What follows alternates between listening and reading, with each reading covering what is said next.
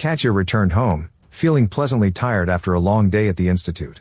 On the balcony of a neighboring house sat a trio: Boris Chukhanov, Igor Sverigin, and Vadim Pashutin, the son of a police colonel. They were lazily sipping beer, exhaling cigarette smoke. They were tired of lying at home all day and decided to find some company to have some fun. Already going to search, Chukhanov suddenly notices Katya. The girl was beautiful, so immediately liked, and Chukhanov gives the command to act. Especially Pashutin turns out to be familiar with her. So they begin to persuade her to go with them together to have fun. Theatrical smiles, talk about the birthday, champagne, a moment of attention for old acquaintances. Katya hesitates, but, not wanting to look rude, agrees to 5 minutes. The apartment greets her with the heavy smell of tobacco and cigarette smoke. Chukhanov arranges drinks on the table, and the guys turn on music. Katya takes a couple of sips, feeling a strange warmth in her stomach. With each passing minute, the men's gazes become more and more hungry. At some point, she realizes that this was all a trap. Katya stands up abruptly, but Chukhanov blocks the exit. Sverigin grabs her arm, Chukhanov pushes her onto the bed. Katya screams, scratches, but the forces are unequal.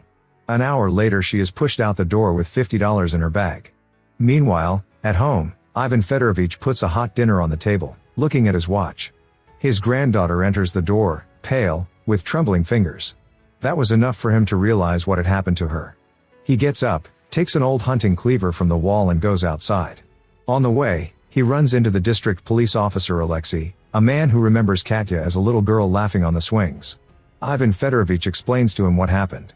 The face of the precinct officer turns gloomy. Alexei acted quickly. He called the police and burst into the apartment, taking the rapist by surprise. Under the bright light of the lamp, the faces of the trio faded. Each of them signed a confession, writing his name with a trembling hand. Alexei was sure that justice would prevail, but Pashutin's father intervened. The colonel listens, frowning. Then he sighs tiredly and asks him to hand over the trio without sending them to the cell. They say he'll sort it out himself. Meanwhile, Katya can't come to her senses. The whole courtyard society is already whispering, throwing oblique glances. The next day her grandfather wakes her up, and they go to the police station. In the office she is met by the cold stare of the investigator. He lazily flips through the papers, sighs and looks at her with a slight chuckle. The investigator begins to blame the victim. He states that he doesn't see a crime. Since, according to him, Katya wanted to have fun with them. Katya doesn't say anything. They realize that the law does not work against the children of influential people. So she silently gets up and leaves. The next day, the grandfather goes to the store. Returning, he notices a trio in the yard. They are laughing, smoking, exchanging jokes. Chukhanov even looks at him with a slight chuckle, as if to hint, "And what are you going to do?" Ivan Fedorovich goes to the prosecutor. But there he receives the same cold reception. "Everything is legal," says the prosecutor, "there is nothing to add to the case." Grandfather realizes that he himself will have to do justice, and begins to make a plan. When he returns home, Katya meets him anxiously. She tells him that Pashutin's father came by, mumbled something like an apology and handed her an envelope. Seeing the inside of the envelope, Ivan Fedorovich becomes furious. 10 minutes later he stands in front of the colonel's office. He throws the money in his face and leaves. The next day, a neighbor appears in their house. She asks to look after the parrot while she goes away. The grandfather nods, takes the keys. From the window of her apartment there is a good view of the courtyard. He realizes that from this place you can shoot with a sniper rifle, and goes to Moscow. Katya accompanies him with bewilderment, but does not explain anything. In the capital, the grandfather goes to the market. Among the sellers he finds the right people. They quickly assess him. He is not curious, does not ask much. The trip to the warehouse takes an hour. There, in a semi-dark hangar, grandfather tries out the rifle. The barrel is pleasantly heavy, the recoil is weak but sure. He knows how to use the weapon, and surprises the salesman. Ivan Fedorovich returned home and immediately realized that there would be no peace of mind today. His daughter appeared. Not alone, but with another Oriental suitor. She made her living in business. The business was simple: bring junk, sell it in Russia and live on the difference. But something went wrong, the goods were stuck in another city, and money was needed. The daughter, as always, counted on her father. Ivan told him what had happened to his granddaughter. But she didn't seem to see anything wrong with it. Now she only cares about money and business. Grandfather said that he had no money. She didn't believe him. She spoke with pressure, hinted that she would go to the colonel, and he would definitely pay for the rescue of her son. This meanness was the last straw. Ivan Fedorovich silently pointed to the door.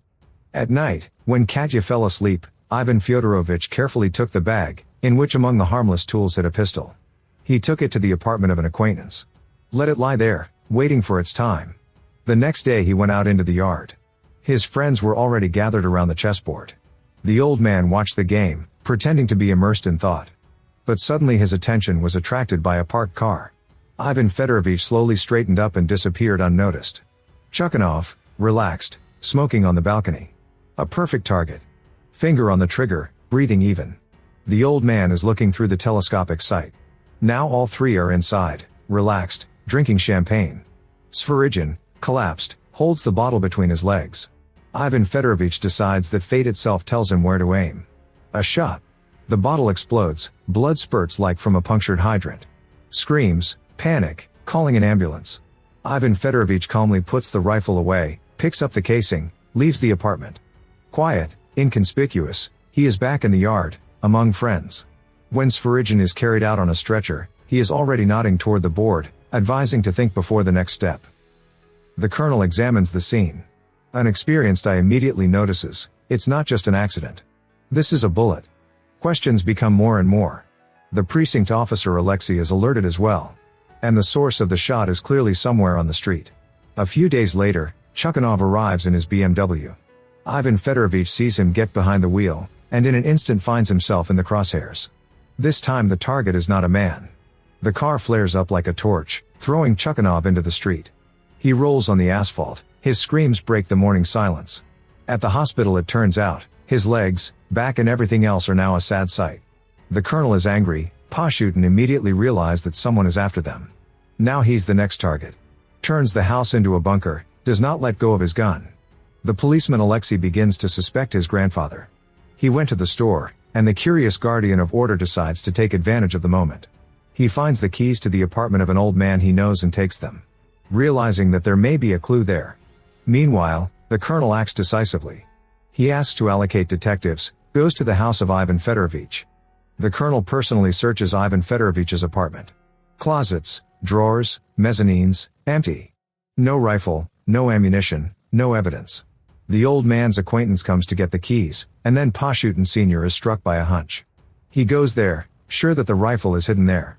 But even there he searches the walls and shelves in vain, his eyes are blank. Time is running out, and he makes the only possible decision, to talk to Ivan Fedorovich in person. The old man meets him with an impassive face. The colonel does not bother to be polite. He says bluntly, "If you touch my son, you'll be sorry." Ivan Fyodorovich looks at him attentively and calmly, as if by the way, replies, "And he's already been punished." Pashutin Sr. jumps up from his seat, his heart is pounding in his chest, and his head is already drawing terrible pictures. He rushes home and rushes to the door. It's locked. He throws his fists, screams. The colonel pulls out his service weapon and fires at the lock. At the same second, a return bullet flies through the hole he knocked out and hits him in the stomach. There is a thud, blood spurts, and he falls to his knees. The detectives who arrived with him burst into the apartment. In the kitchen, pale, with a mad grin, sits the colonel's son. In his hands he holds a shotgun. His eyes are wild, his fingers trembling. His laughter is ragged, hysterical, like a man who has realized that death is already knocking at his door. They call an ambulance. Pashutin seems to have gone mad from stress. Ivan Fedorovich leisurely returns home. The search has yielded nothing, and he can breathe freely. But on the corner he is called by the district militiaman Alexei. Smirking, he declares, "It's not good, grandfather, to scatter tools in other people's apartments." The old man meets his gaze and realizes that at this moment he has saved him. Ivan Fedorovich nods in gratitude and leaves. Katya meets him at the house. Her eyes are different, not extinguished, not broken. She is doing something at the window, humming. The song is light, thin, like a ray of sunlight through dusty glass. The old man freezes in the doorway. He has forgotten the last time he heard her singing. It seemed that voice had disappeared forever, vanished into the darkness where champagne bottles hissed and insolent taunts rattled. But now it is back, it is singing again. Ivan Fyodorovich realizes that justice has finally prevailed.